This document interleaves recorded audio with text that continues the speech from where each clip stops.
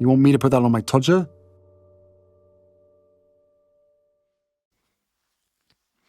This One's Wife, Smearing by Proxy.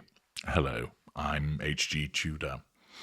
Bell Endgame, the book that has been published, authored by the improbably named plastic-faced lieutenant Omid Scobie, has principally two jobs to do.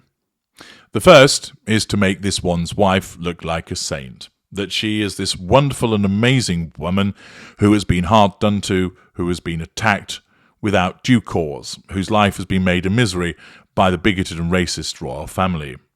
The second is to ensure that the royal family are well and truly smeared. The first action, of course, is to generate positive responses and sympathetic responses for this one's wife, allowing her control over the readership and drawing fuel by way of response whilst managing the facade. The second is to nullify the repeated threat to control that the royal family posed to this one's wife. This time, in an article by Victoria Ward in The Telegraph, we get some smearing by proxy, undertaken by Scobie on behalf of his handler. The title is Princess of Wales and Duchess of Sussex encouraged to dress like Diana, claims new book on royals. The Duchess of Sussex and the Princess of Wales were encouraged to dress like their late mother-in-law so that some of her shine would rub off on them, the Sussex's biographer has claimed. Now, we all know that this one's wife engages in the Diana duplication because she thinks that she's the embodiment of Diana's spirit, magical thinking and delusion, that she triangulates Harry with his dead mother for the purposes of assertion of control and drawing of fuel, that she exploits the vulnerability that he experiences after losing his mother as a young boy, again, to control him. And she's done so in a variety of ways, from wearing the same perfume that Diana wore when she went on a date with Ginger Bollocks, to duplicating what she wears clothing-wise. Omid Scobie, 42, alleges in his new book that a huge amount of effort went into channeling Diana, Princess of Wales, and that both William and Harry were consulted on such decisions. During the past 13 years, Diana cosplay has become a royal staple, he writes. It certainly has on behalf of his client and handler. The extraordinary claim is made in Bell Endgame, Scobie's latest offering, which is published on Tuesday. The first review, published in the New York Times, said Bell Endgame was devoted to setting the record straight on petty slights against the Sussexes, which of course is no surprise. We know that this one's wife is petty as a consequence of her status as a mid-range narcissist. We know that any form of criticism she's unable just to brush to one side like a more evolved narcissist, but she has to issue PR puff pieces in order to nullify those threats, that she engages in appearances and responses which are, to use the common phrase, clapping back at the criticisms that have been aimed at her. And therefore, for example, we saw it with archetypes. That was just a run-through of words that had evidently been used to describe her, and she was making her way through a checklist to suggest, see, these aren't applicable to me, and boring everybody in the process.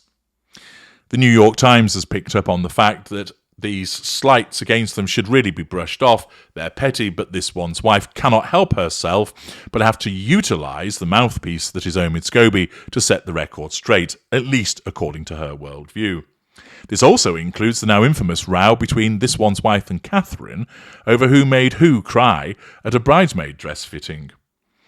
The tabloids have rightfully been accused of pitching one royal bride against another, and so it jars when Scobie, whose tone throughout is one of moral high ground, employs a similar tactic, the newspaper says. The general theme, according to Scobie, is that the monarchy is at a crossroads, its future in crisis. He brands the institution tone deaf, racist and financially reckless, smearing on behalf of this one's wife. According to the review, rubbing salt into wounds by adding that it has all gone downhill since Charles became king. That doesn't really seem to fit with the reality, though. When Queen Elizabeth II was at the helm, she managed to keep much of it at bay, he writes. By comparison, the Duke and Duchess are in a good place and pay no attention to negative headlines. Ha! Ha! Ha! What utter tripe. We know that this one's wife pays attention to negative headlines. After all, witness her reaction to when she was absolutely roasted by South Park. That we see that whenever there is a criticism of her, for instance, when we talked about the fact that she's the Duchess of Industrial Beige, what did she then do? Explain why it was that she wore camel beige and white so she didn't clash with the late Her Majesty Queen Elizabeth II. She clearly has regard to what's written in social media and the content of videos, so that she responds. I've explained to you why it is that she keeps an eye on what's written in mainstream media and social media, because her narcissism drives her to do so. That she can't help but do this because her narcissism causes her to do this as part of the assertion of control, and therefore to suggest that she pays no attention to negative headlines is, quite honestly, Scobie, bullshit. On efforts to emulate Diana, Scobie quotes a royal source who worked with both William, 41, and Harry, 39, who claims that such decisions were always discussed with them. Were there gentle pushes from others? At times, yes. It has been known for someone to go back and pull images of Diana at a certain place or time for ideas, the source says, according to an extract seen by the New York Post. Scobie adds, at the right moment this can be a sweet gesture, but there is also a slightly queasy feeling when you realise it's often orchestrated within the same system that contributed to her living misery, and an institution that still wants some of Diana's shine to rub off on them. I would suggest that this is more about trying to justify why this one's wife engages in it. Both the Princess 41 and the Duchess 42 have often had their sartorial choices compared to those of their late mother-in-law, although there has never been any public confirmation that it was deliberate. In 1987, Diana wore a baby pink off-the-shoulder Catherine Walker gown to a ballet in Berlin, which was similar to a Carolina Herrera dress this one's wife wore to Trooping the Colour in 2018. By comparison, the princess has worn several outfits reminiscent of Diana's, including the strapless black velvet gown with a ruffle at the bodice she chose for the Sun's Military Awards in 2011, which was similar to a gown Diana wore to Goldsmiths Hall in London in 1981. Scobie, who told the Sunday Times he was aware he was quite disliked in Britain and is currently renting a house in Hollywood, is understood to have orchestrated his own marketing strategy to publicise the book, leaving his UK-based publishers largely in the dark. The only newspaper sent an advance copy to review appears to have been the New York Times, which surmised, "We've heard much of it before." Hardly a surprise that Scobie is regurgitating the tat on behalf of his handler and bringing up the past. The review, published on Sunday, adds, whether or not Scobie actively collaborated with this one's wife and Harry for this book, he does them no favours. Their chapter reads like a press release cooked up by ChatGPT and does little to shed light on them as humans. Oh dear. Scobie has insisted that neither Harry nor this one's wife contributed directly to the 400-page book. The Sussexes have distanced themselves from the tome, while both the Buckingham Palace and Kensington Palace declined to comment. Queen Camilla is no fan of wokery. Scobie claims the Queen rolls her eyes when subjects such as gender identity or veganism come up. Well, what a surprise for someone of her age to do that. A former aide is quoted as saying even gluten-free or dairy-free options on a restaurant menu irk her.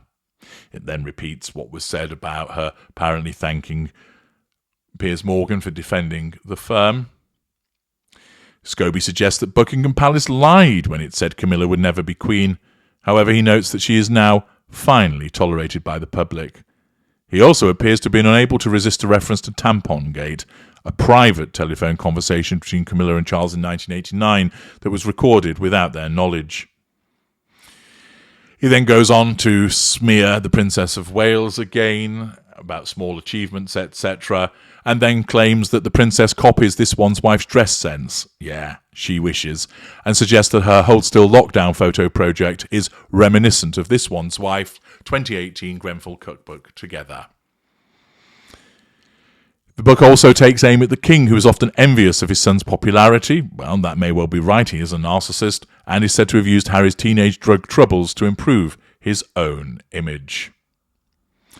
Charles thought Prince Harry a fool for making a Netflix documentary. He's portrayed in the book as a lavish spender and a pampered man who insists on having his shoelaces ironed and travels with a 1,000 thread count bed linen that has to be perfectly steamed. He talks about, again, William being in air mode and on a collision course with the king, and again smears him, describing him as a hot-headed company man who is increasingly willing to allow the palace to deploy dirty tricks, and describes him as power-hungry. Thus, more extracts from this book demonstrating smearing, pointing out how the Duchess of Sussex is the one whose fashion is followed, apparently, by Catherine, and takes potshots at the King, at Prince William, the Princess of Wales, and Queen Camilla, but none, of course, at the Duke and Duchess of Sussex, who are portrayed as saintly, and the ones that have suffered unnecessarily. It demonstrates the lack of impartiality, although he claims to have it. And the fact is, nobody's going to buy all of this nonsense because it's patently evident on the face of it that he is just there to advance the agendas of the Sussexes. Quick dive below the line. Let us see what people have to write about it.